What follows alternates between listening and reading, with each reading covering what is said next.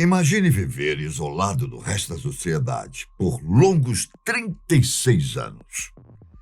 Por causa da pandemia, recentemente sentimos na pele um pouco das consequências do isolamento social. Não foi? Dependendo da situação, o isolamento pode ter consequências graves para o estado mental de quem é submetido a ele.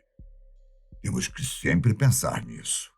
Agora imagine ficar 36 anos trancado em uma cela, sem contato com qualquer pessoa, esperando apenas o dia da sua morte chegar. Já imaginou? Essa foi a realidade de Thomas Silverstein, um violento supremacista branco que passou mais da metade da sua vida completamente isolado do resto do mundo. O que ele fez para receber esse tipo de punição? Olha só, durante muito tempo, Silverstein foi um dos criminosos mais perigosos dos Estados Unidos.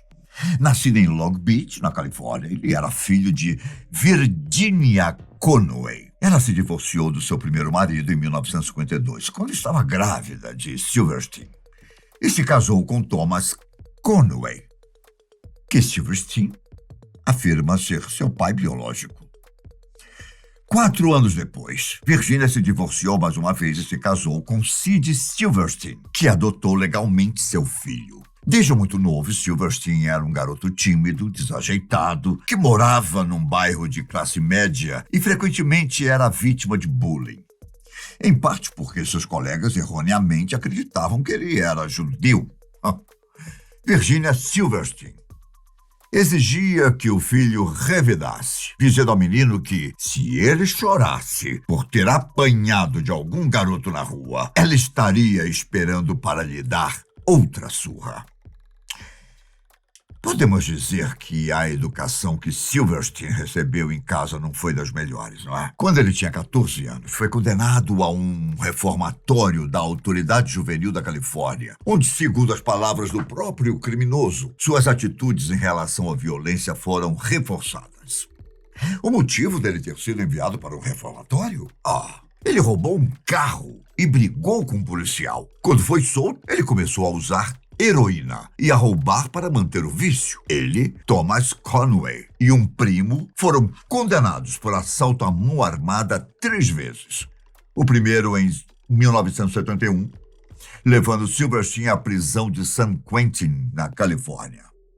4 anos depois, ele ganhou liberdade condicional, mas foi preso logo depois mais uma vez, junto com seu pai, Thomas Conway, e seu primo, Gerald Huff, dessa vez por 3 assaltos à mão armada. Em 1977, Silverstein foi condenado a 15 anos por causa dos assaltos, tempo que deveria ser cumprido na penitenciária de Leavenworth, no Kansas. E nessa prisão, caros amigos, muita coisa aconteceu.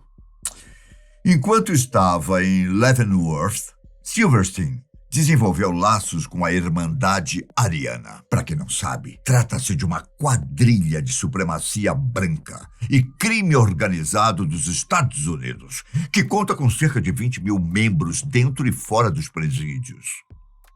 No ano de 1980, Silverstein matou um companheiro de cela, Danny Atwell.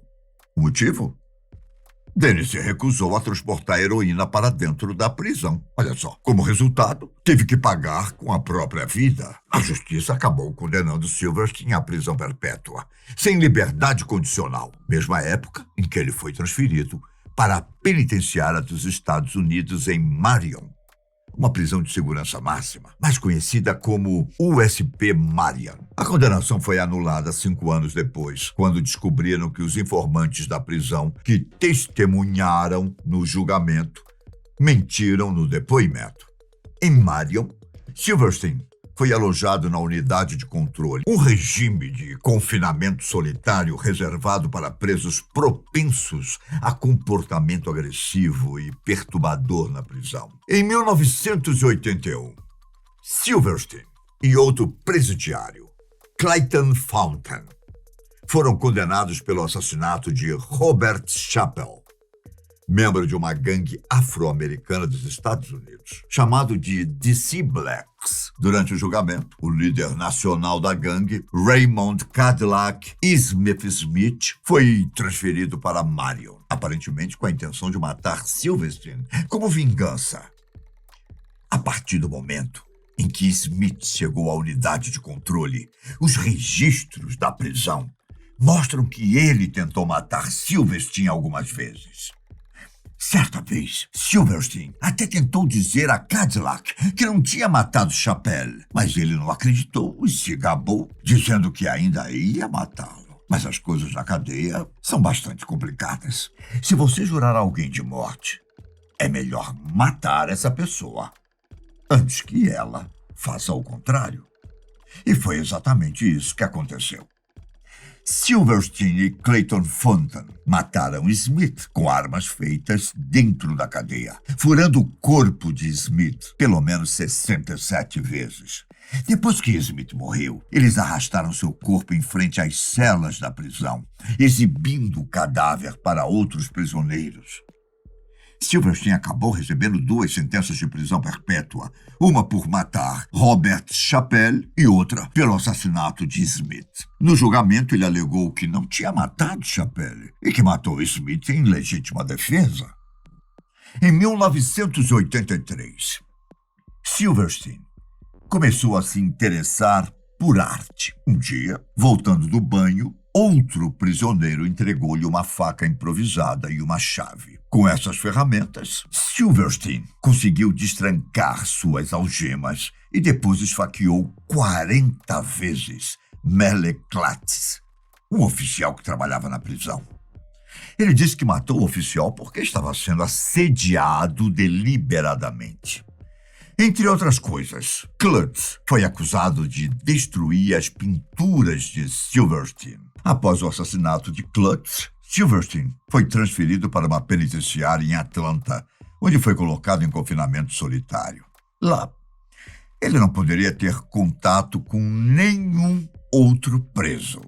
Nesse meio tempo, foi construída uma prisão federal de segurança supermáxima no Colorado, chamada de ADX Florence, ou Alcatraz das Montanhas Rochosas. A prisão foi inaugurada em 1994 e foi construída para abrigar os presos mais perigosos do sistema prisional federal. Desde 1983, Thomas Silverstein viveu isolado do resto do mundo. Como na época em que ele matou o oficial na cadeia não havia sentença de morte para o assassinato de um policial correcional, sua sentença foi ficar isolado, o que para muitos é pior do que morrer. Segundo os funcionários da prisão, não havia outra coisa para fazer com Silverstein. No momento em que assassinou Klutz, Silverstein já havia sido considerado culpado pelos assassinatos brutais de 3 outros prisioneiros, embora uma dessas condenações tenha sido anulada. Inicialmente, sua cela não tinha absolutamente nada. E ficava com as luzes acesas, 24 horas. 24 horas por dia, sob o pretexto de que eram necessárias para que as câmeras pudessem monitorá-lo. A maioria dos agentes penitenciários evitavam falar com ele. E Silverstein não fazia ideia se era dia ou noite. E nem tinha notícias do que acontecia no mundo exterior.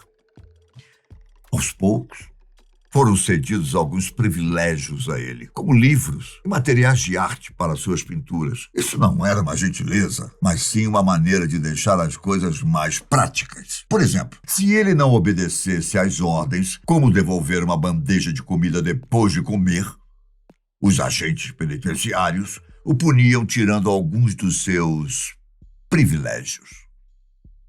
Silverstein passou seus últimos 36 anos isolado, considerado o período mais longo que um norte-americano foi mantido em tais condições. Como foi viver todo esse tempo isolado do resto do mundo, hein?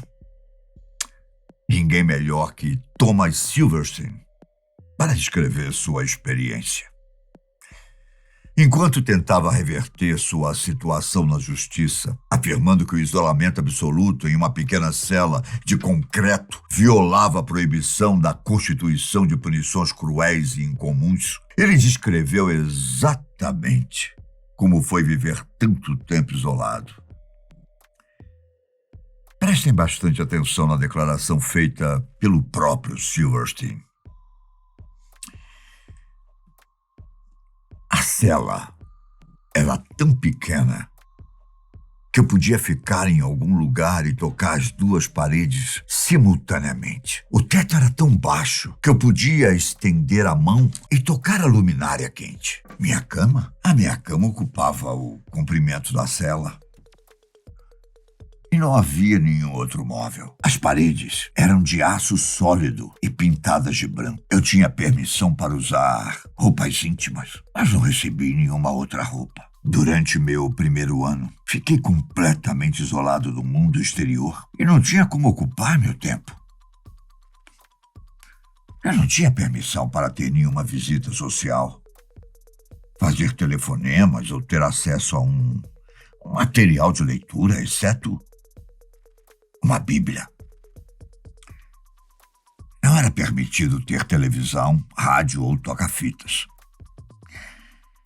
Eu não conseguia falar com ninguém e não havia praticamente nada em que concentrar minha atenção. Devido às luzes artificiais brilhantes e constantes e à falta de um relógio, eu não sabia dizer se era dia ou noite.